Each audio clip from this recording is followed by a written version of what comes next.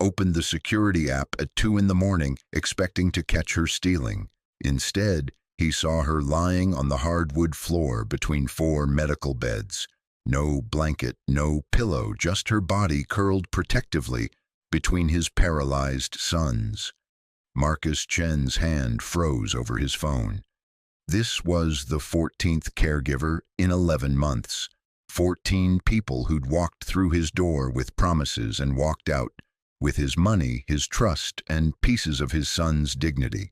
So when he'd installed cameras in every corner of that therapy room, he'd told himself it was protection, necessity, the only way to catch the inevitable betrayal before it destroyed what little remained of his family. But this woman, Elena Morales, wasn't stealing. She was sleeping on the floor like a guard dog, like his sons were worth protecting, like they mattered. Marcus sat up in his empty king-sized bed, the blue glow of his phone illuminating his face in the darkness. His penthouse overlooked the San Francisco Bay, floor-to-ceiling windows framing a city that never stopped moving, never stopped building, never stopped demanding more. Out there, Marcus Chen was a legend, the man who'd turned a failing tech startup into a $4 billion empire by age 38, the man who'd revolutionized cloud infrastructure, the man who had everything. In here, alone at 2 in the morning, watching a stranger sleep on his floor, he was just a father who'd failed at the one thing that actually mattered. 3 years ago, Marcus had a different life. A wife who laughed at his terrible jokes, 4 healthy baby boys who filled their Pacific Heights mansion with chaos and joy. Ethan, Noah, Oliver, and Sebastian, born 6 weeks early but fighting from day one, 4 tiny fists punching at the air like they were ready to take on the world. Marcus used to sit in the nursery for hours just watching them breathe, watching their small chests rise and fall in perfect rhythm, watching them dream whatever babies dream. His wife, Lily, would find him there at midnight, still in his work clothes, mesmerized. "They're not going anywhere," she'd say, softly pulling him toward bed. "They'll still be here in the morning." But she was wrong. The accident happened on a Tuesday. Lily was driving home from her sister's house with all 4 boys in the car. Sebastian had an ear infection, and she'd wanted her sister's advice before taking him to urgent care. Marcus was in Tokyo, finalizing a merger that would change the trajectory of his company forever. He was in a conference room celebrating when his phone rang. The truck driver fell asleep at the wheel, crossed the median, hit them head-on at 50 miles per hour. Lily died instantly. The doctors said she didn't suffer, like that was supposed to comfort him. Like instant death was a mercy when she'd left behind 4 18-month-old boys who would never remember her laugh. The boys survived. Barely. Ethan, Noah, Oliver, Sebastian, 4 names that used to mean hope. 4 bodies now trapped in custom wheelchairs. 4 minds locked inside damaged nervous systems. 4 futures stolen by one man's exhaustion. Severe traumatic brain injury with resulting spastic quadriplegic cerebral palsy. That's what the neurologist said. Marcus remembered every word of that conversation, remembered the fluorescent lights in the hospital hallway, remembered the coffee stain on the doctor's white coat, remembered the way his own legs stopped working when the doctor said the word permanent. "Mr. Chen, I need you to understand the severity. All 4 boys sustained significant brain damage from the impact. The swelling, the lack of oxygen during resuscitation, the trauma to their developing nervous systems, all of this has resulted in profound physical disability." "But they're alive," Marcus had said. "They survived." Yes, they survived. But the quality of life we're looking at here is extremely limited. They will never walk, never feed themselves, never live independently. Based on the extent of the damage, we're looking at total care for the rest of their lives. Marcus stared at the doctor. "They're 2 years old." "I know, and I'm deeply sorry." But you need to prepare yourself for what this means. Your sons will require round-the-clock medical care. They'll need specialized equipment, feeding tubes, respiratory support. Mr. Chen, they'll be completely dependent on others for every single need, every single day for as long as they live. The doctor kept talking, something about physical therapy and occupational therapy and speech therapy and managing expectations. But Marcus stopped hearing words. He just heard his wife's voice from that night in the nursery.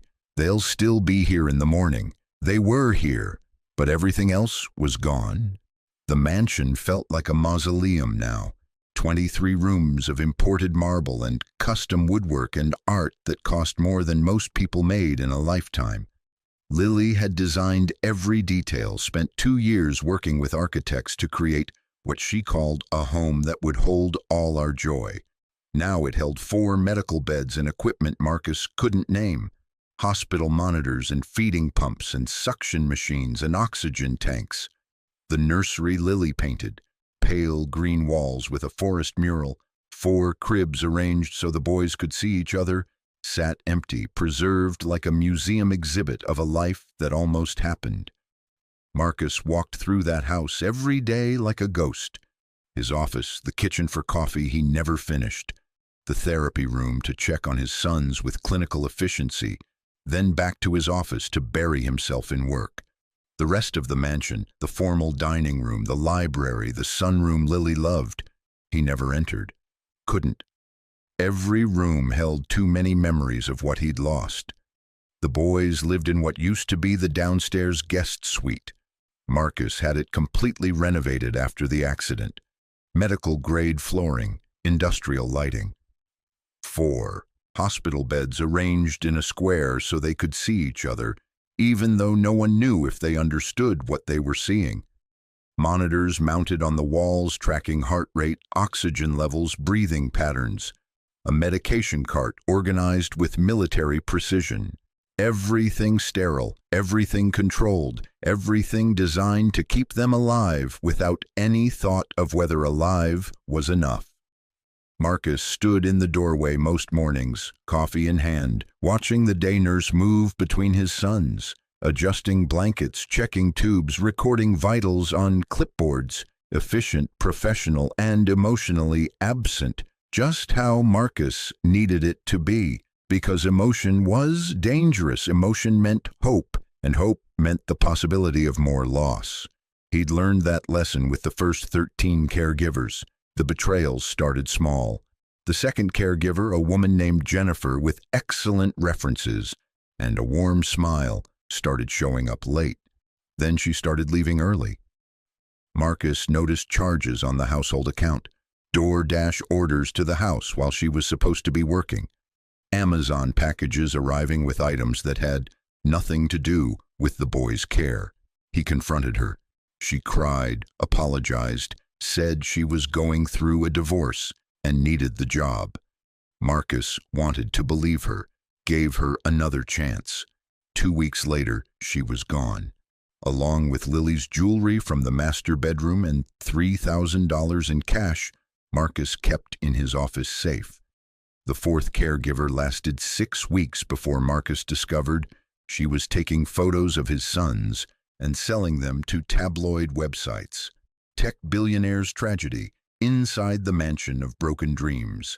The article included pictures of Ethan in his wheelchair, feeding tube visible, accompanied by speculation about Marcus's crumbling empire and questions about whether he'd lost everything that mattered.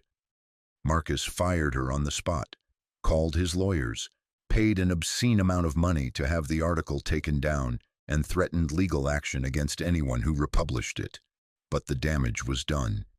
His son's suffering had become entertainment. After that, he installed the cameras, every room, every angle, motion sensors, audio recording, live feeds directly to his phone. His head of security, David Park, a former Secret Service agent Marcus trusted with his life, handpicked each subsequent caregiver, background checks that went back 3 generations, financial audits, psychological evaluations, references verified personally. It didn't matter. The seventh caregiver was stealing medication. Opioid pain management drugs meant for the boys, sold on the street for cash. Marcus only discovered it when he reviewed months of pharmacy records and noticed discrepancies. The ninth caregiver was having her boyfriend over at night. Marcus watched footage of a stranger in his home, walking past his son's room, helping himself to food from the kitchen, sleeping in the guest bedroom Marcus had explicitly said was off limits. When he confronted her, she claimed it was just twice, claimed her boyfriend was harmless, claimed she'd never let him near the boys. Marcus believed none of it, fired her immediately. The 11th caregiver was simply neglectful. Marcus reviewed footage showing her on her phone for hours while his sons lay in their beds, unchanged, unmoving, ignored. When Oliver's feeding tube alarm went off, a sound specifically designed to be impossible to miss, she didn't even look up from her phone for 14 minutes. 14 minutes of his son's alarm screaming while she scrolled through social media. By the time the 14th caregiver walked through his door, Marcus Chen had stopped seeing people.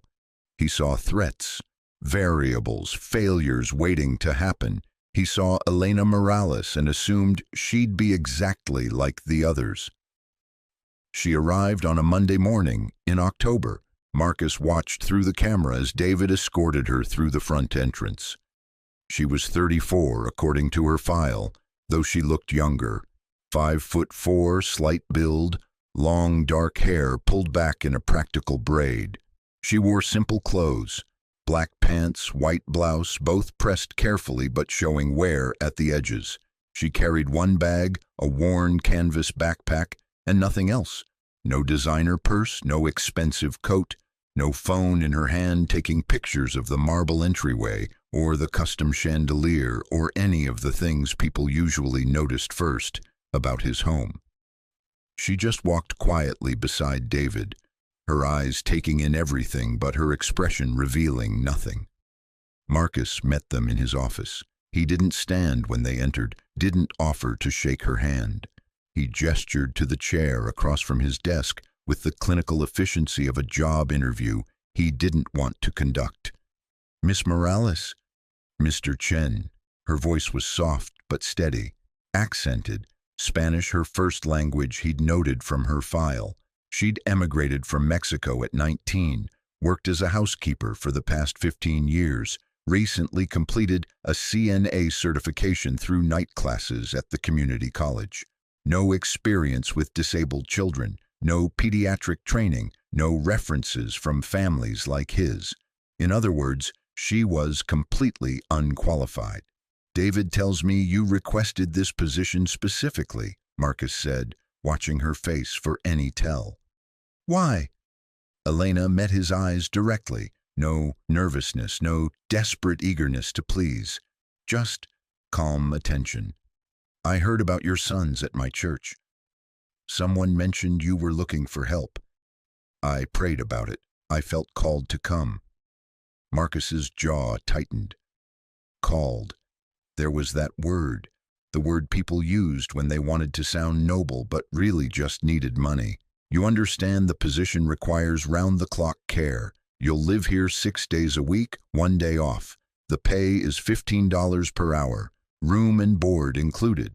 My sons require total care, feeding, bathing, medication management, physicals, therapy exercises, repositioning every 2 hours to prevent bed sores. They're nonverbal, non-responsive. Do you understand what that means?" "It means they need someone who won't give up on them." The answer surprised him.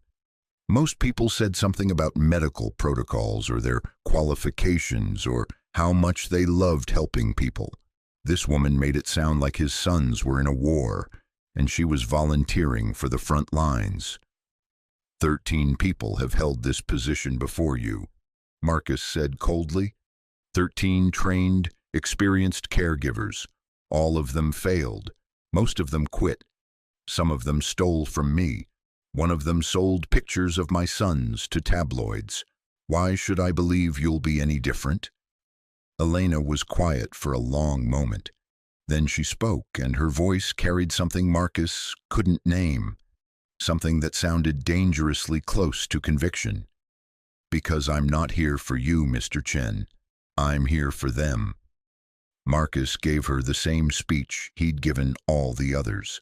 No improvising, no experimental treatments, no bonding, no hope speeches, no talking to his sons like they could understand.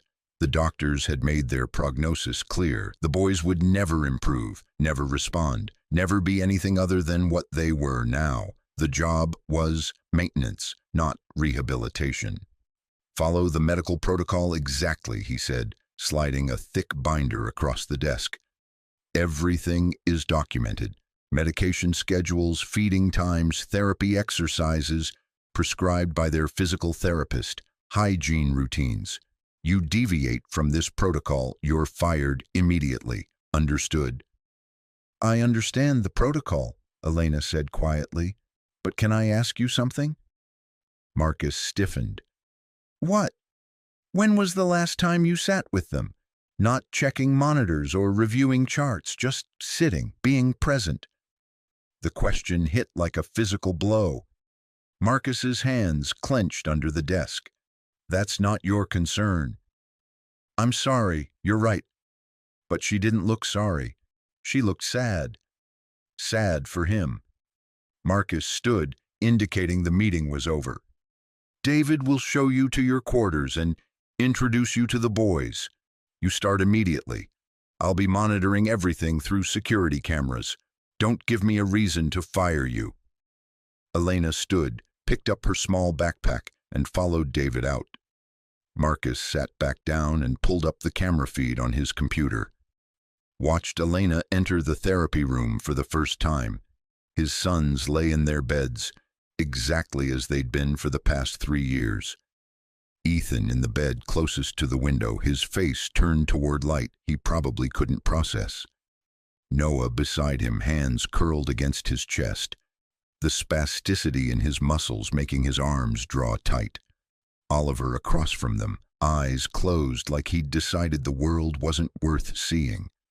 Sebastian nearest the door, the smallest of the 4, the one whose breathing still sometimes got ragged at night, the one who'd required emergency surgery twice in the first year after the accident.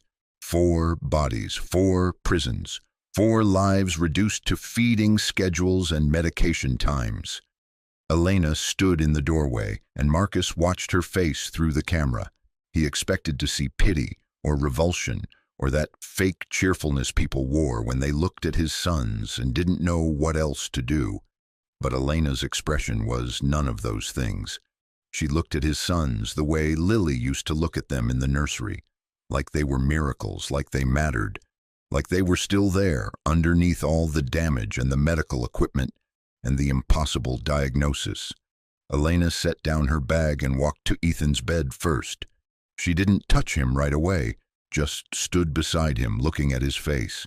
Then she placed her hand over his, the one curled against the bed rail, and spoke quietly. Marcus turned up the volume on his computer. "Hi, sweetheart. My name is Elena. I'm going to be taking care of you and your brothers. I know you've had a lot of people come and go. I know you've probably stopped trusting that anyone will stay." She paused, like she was giving him time to respond, even though they both knew he couldn't. "But I'm going to stay, and I'm going to keep telling you that every single day until you believe me." She moved to Noah next, then Oliver, then Sebastian. The same gentle introduction, the same quiet promise, the same hand placed carefully over each of theirs.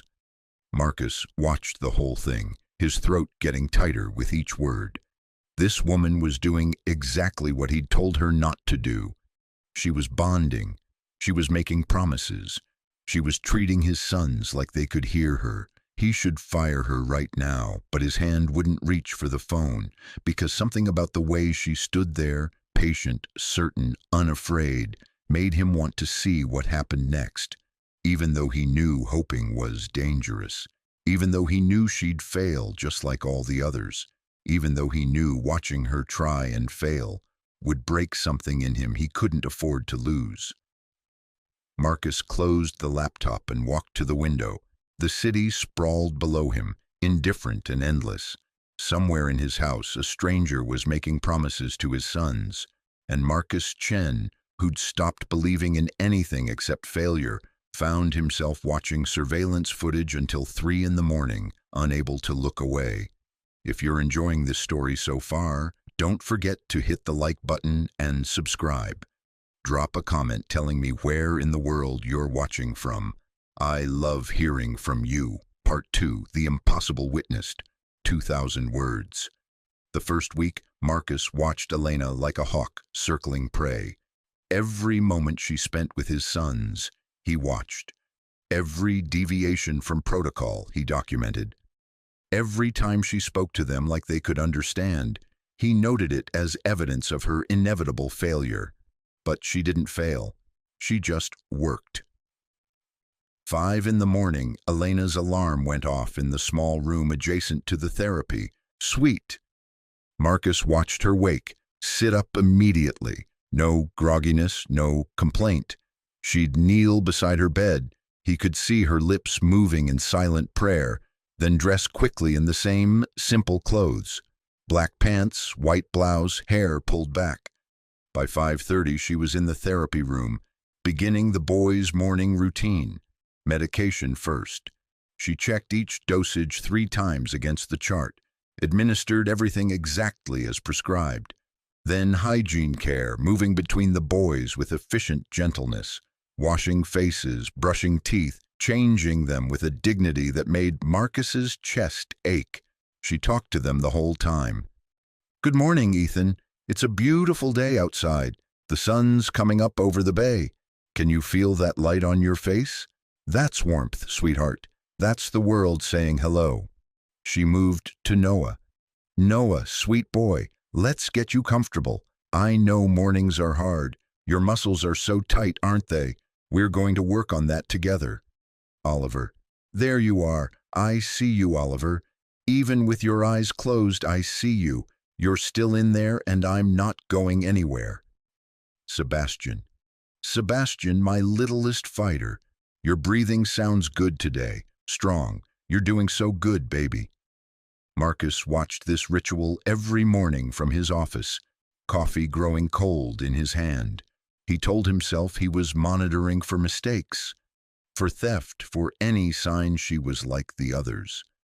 But really, he was watching because he couldn't look away from the way she treated his sons, like they were people, like they mattered, like their lives meant something beyond the medical equipment keeping them alive.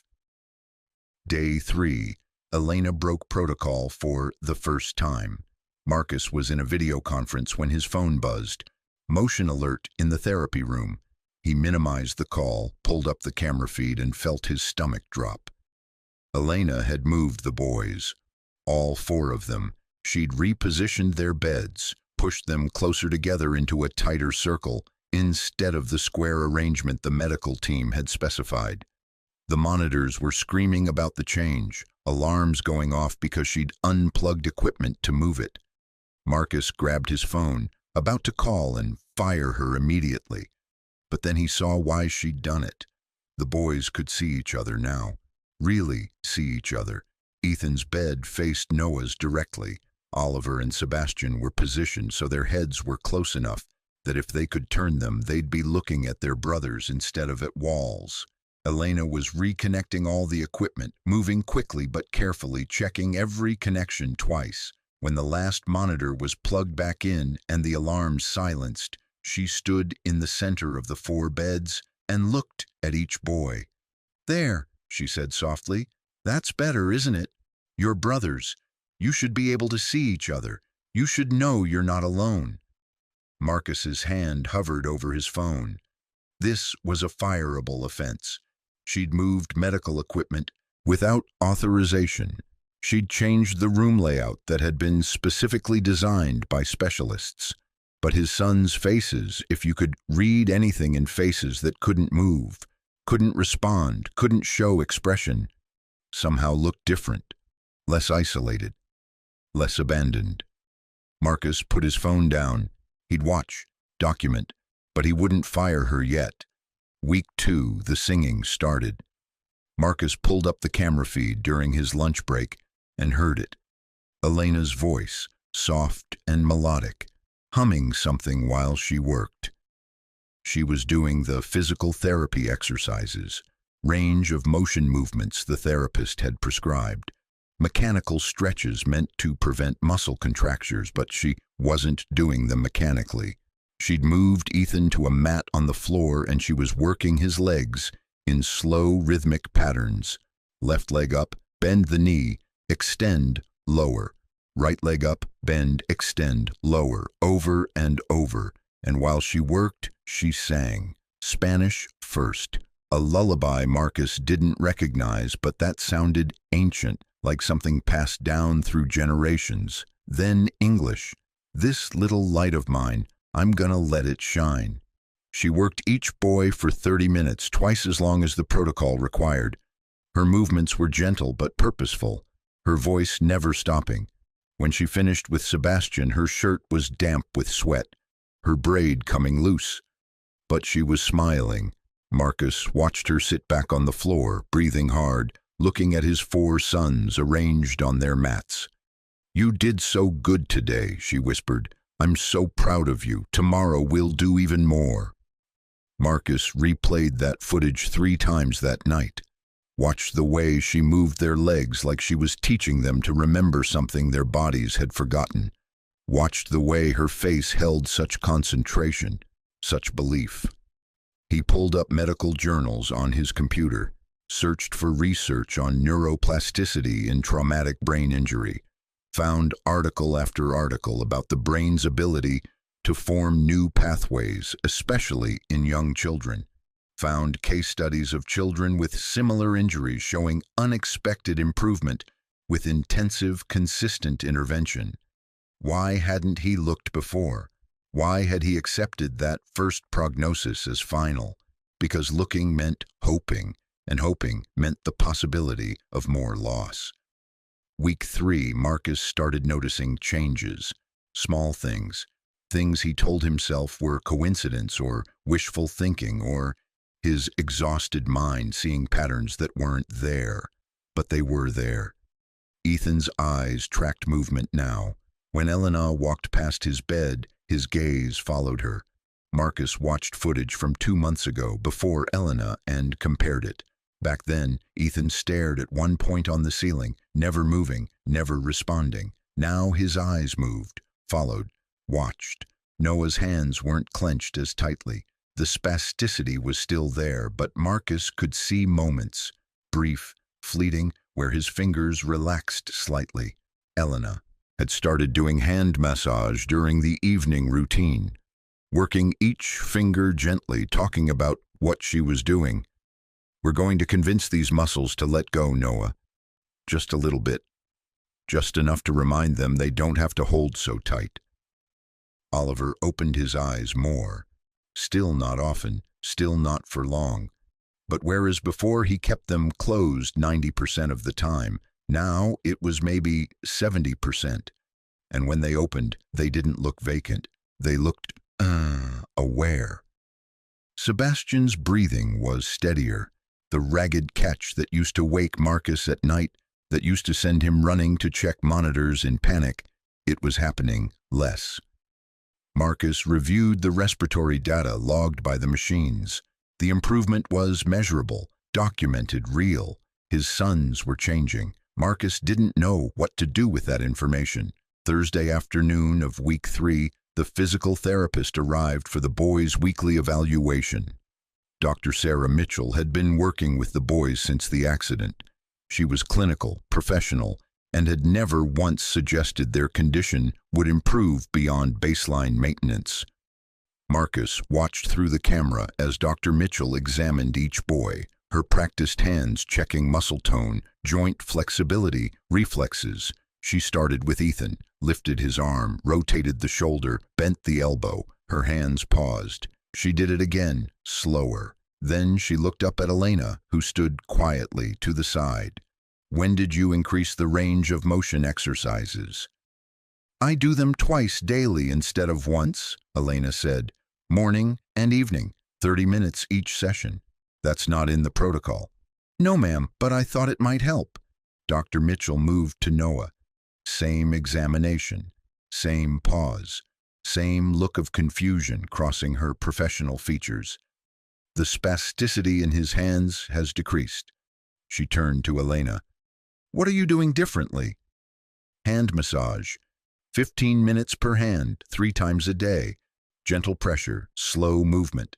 I talk him through it. Ask his muscles to remember how to relax. Dr. Mitchell said nothing, moved to Oliver, checked his eyes, his responses, looked at Sebastian's respiratory charts. When she finished, she stood in the center of the room, the same way Elna did every morning, looking at all 4 boys.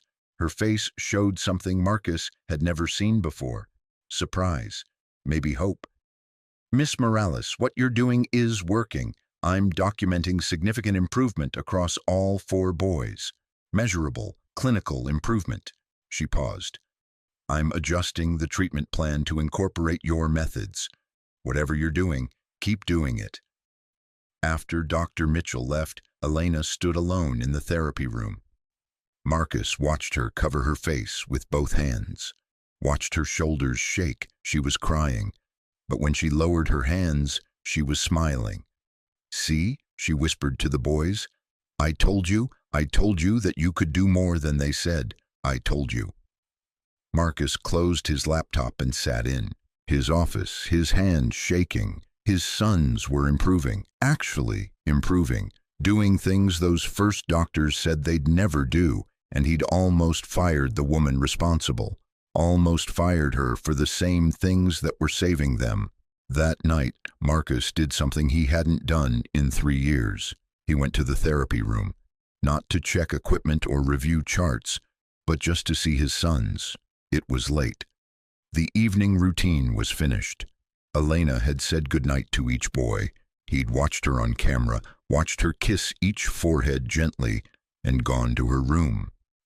Marcus stood in the doorway, looking at his 4 sons in their beds. The monitors beeped softly, measuring heartbeats that kept going despite everything. The lights were dimmed. The room was quiet. He walked to Ethan first, looked down at the son who had Lily's eyes, who used to grab Marcus's finger with a grip that felt impossibly strong for a baby so small. I'm sorry, Marcus whispered. I'm sorry I stopped believing in you. He moved to each bed. Noah, Oliver, Sebastian, his 4 boys who'd survived something that should have killed them, who'd been living in this room for 3 years while their father watched from a distance, too afraid to get close. Your mom would be so disappointed in me, Marcus said, his voice breaking. She'd tell me I gave up too easy. She'd tell me to fight harder. He stood there for a long time, until his legs ached, until the tears stopped coming, until the shame settled into something that felt almost like determination. When he finally left, he walked past Elena's room, saw the light was off, assumed she was sleeping. But at 2 in the morning, Marcus opened the security app one more time, just checking, just making sure everything was okay, and that's when he saw her, Elena, lying on the hardwood floor in the center of the therapy room. No blanket, no pillow, just her body curled between the 4 beds, like a barrier, like protection, like she'd positioned herself to be the first thing anyone would have to go through to get to his sons. Marcus stared at the screen. His throat closed, his eyes burned. She was sleeping on the floor, uncomfortable, cold, when she had a perfectly good bed in the next room. She was sleeping on the floor because she didn't trust that his sons were safe without her there, because she'd meant what she said that first day. She was here for them. Marcus watched her sleep until dawn, unable to look away, unable to process what he was seeing. This stranger loved his sons, and he didn't know what to do with that truth except watch it happen, night after night, through a camera screen that felt like the only safe distance between him and the hope that was growing in his house. Hope he didn't know how to trust. Hope that terrified him more than any failure ever had. Marcus didn't confront her about the sleeping. He watched it happen every night for 2 weeks. Watched Elena put the boys to bed with her usual gentle routine.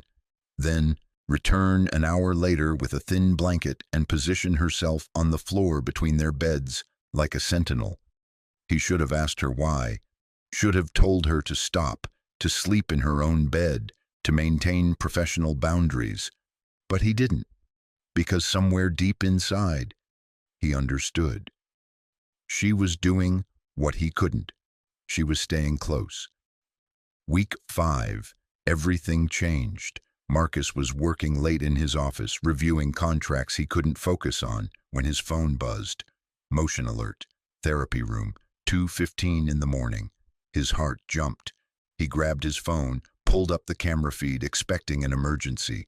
Equipment failure, seizure, something wrong. What he saw instead stopped his breath completely.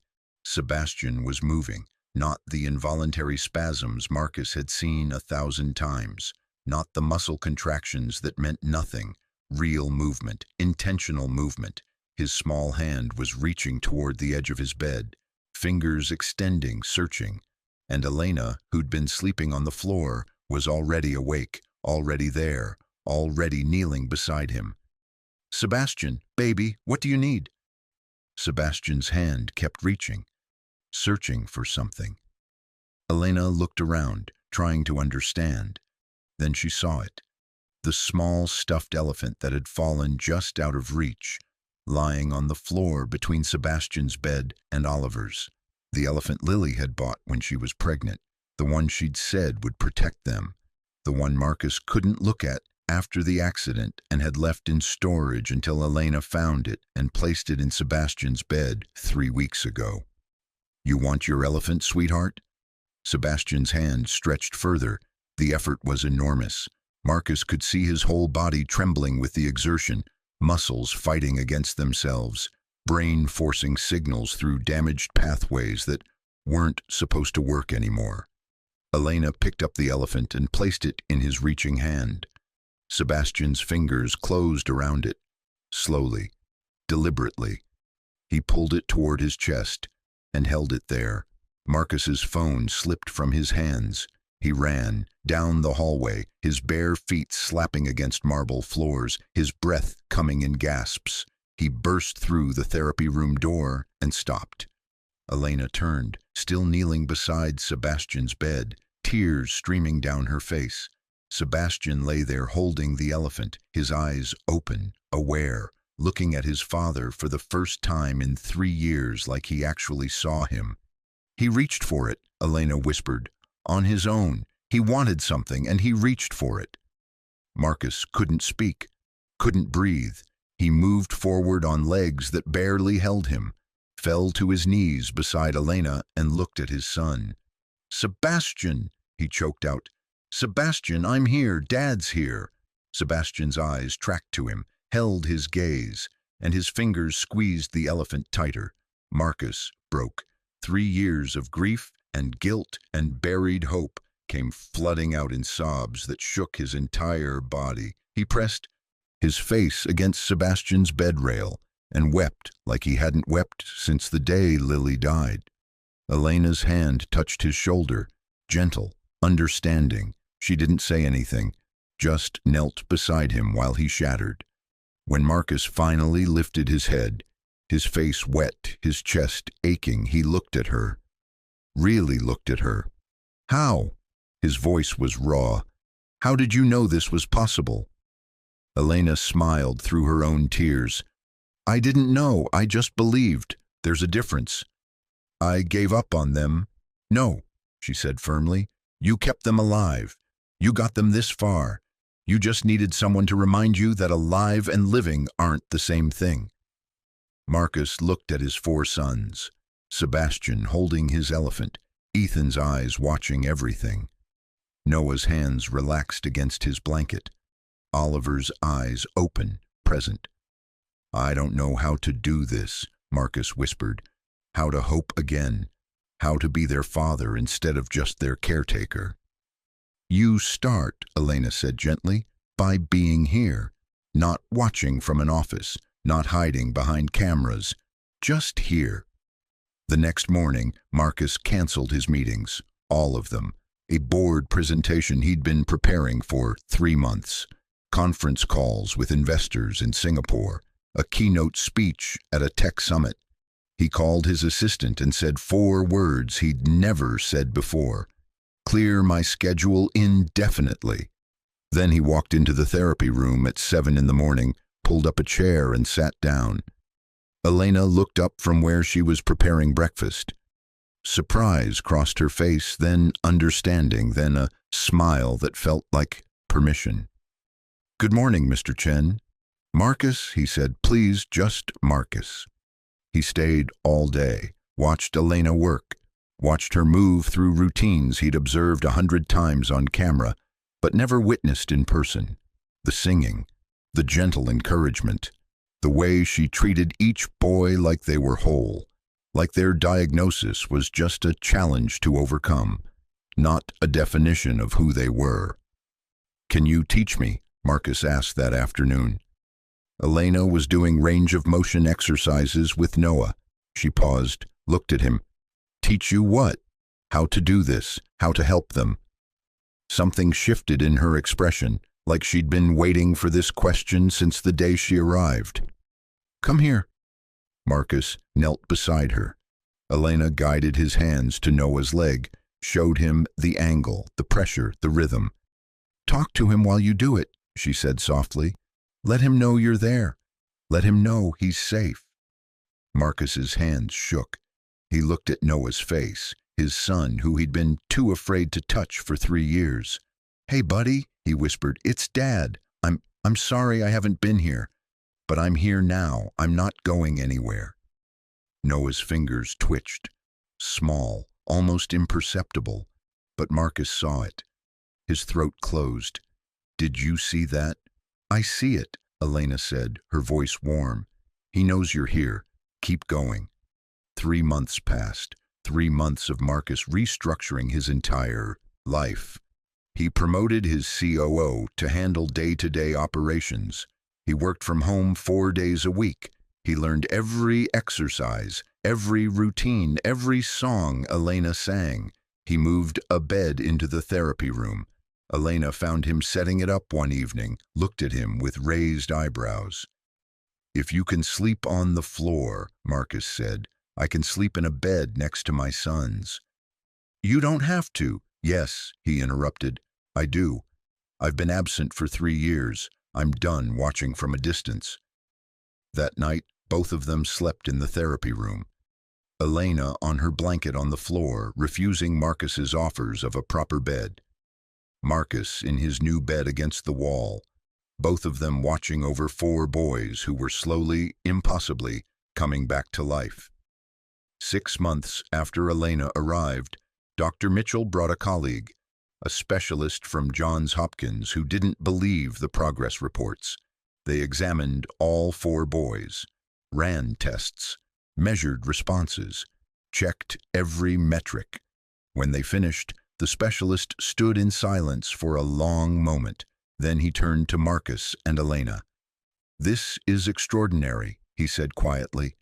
I've never seen improvement like this in cases this severe. Whatever you're doing, document everything. This needs to be studied, published. Families need to know that this level of recovery is possible. After they left, Marcus stood at the window overlooking the bay. Elena came to stand beside him. They want to study it, Marcus said. Make it clinical, scientific. Is that bad? No, it's just... He paused. What you did here wasn't scientific, it was faith. Elena smiled. Maybe that's the science we've been missing. 1 year after Elena Morales walked through his door, Marcus Chen stood in the therapy room and watched his sons. Ethan could hold his head up steady for 30 minutes now. Noah could grasp objects and hold them. Oliver kept his eyes open most of the day, tracking movement, responding to voices.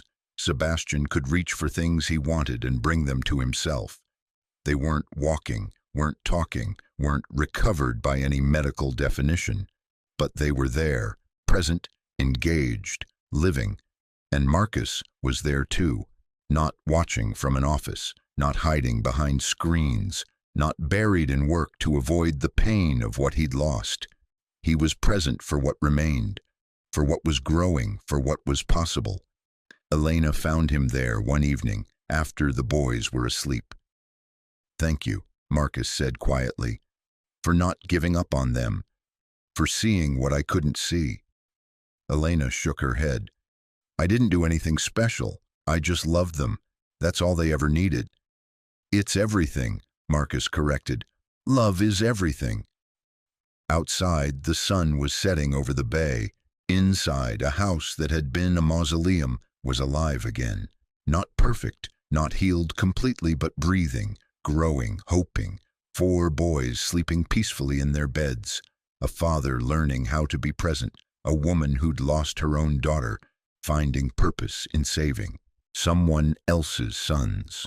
And on the nightstand, catching the last light of day, a framed photo Marcus had finally brought out of storage. Lily holding 4 newborn boys, her smile bright with hope, watching over them still, reminding them that love doesn't end. It just changes shape, finds new ways to show up, new hands to work through. Marcus looked at his sons and whispered the words he should have said 3 years ago. "I'm here and I'm staying." In the doorway, Elena smiled, because sometimes miracles don't need permission. They just need someone brave enough to believe they're possible. Thank you so much for watching until the end. If you loved this story, check out the other videos on your screen now. I think you'll really enjoy them. And don't forget to subscribe if you haven't already. See you in the next story.